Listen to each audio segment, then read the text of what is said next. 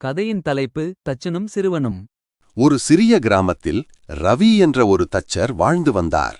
அவர் அழகான உறுதியான மரபொம்மைகள் செய்வதில் பெயர் பெற்றவர். ஒரு நாள் கண்ணன் என்ற ஆர்வமுள்ள 10 வயது சிறுவன் அவர் வேலை செய்வதை கவனித்து, மாமா, எனக்கு கற்றுத்தருவீர்களா என்று கேட்டான். ரவி முகம் சுளித்தார். குழந்தைகளுக்கு இதற்கான பொறுமை இருக்காது என்று அவர் கூறினார். ஆனால் ஒவ்வொரு நாளும் கண்ணன் திரும்பி வந்து அவரை அமைதியாக கவனித்தான். ஒருபோதும் கைவிடவில்லை. ஒரு மதிய வேளையில் ரவி கண்ணன் ஒரு சிறிய மரத்துண்டிலிருந்து ஒரு சிறிய பொம்மை பறவையை செதுக்குவதை பார்த்தார். அது கரடுமுரடாக இருந்தாலும் அதில் உண்மையான முயற்சி தெரிந்தது. ரவி அவனை பார்த்ததும் அவருடைய கண்கள் மென்மையாயின.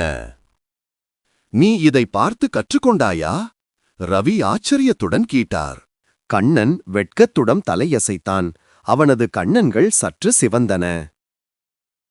அந்த நாளிலிருந்து ரவி அவருக்கு பொறுமையாக, மெதுவாக கற்றுக் கொடுத்தார்.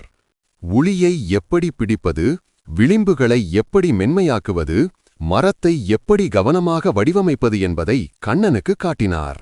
சில வாரங்களுக்குப் பிறகு கண்ணன் தனது முதல் சரியான மரப்பறவையை செய்தான். அவன் மிகவும் பெருமைப்பட்டான். கிராம மக்கள் அழகான பறவையை பார்த்து கண்ணனின் புதிய திறமையைக் கண்டு வியந்தனர். ரவி சிறுவனின் தோளில் கை வைத்து பெருமையுடன், ஒரு திறமையை நாம் அடுத்தவருக்கு கொடுக்கும்போதுதான் அது பெரிதாகிறது என்றார்.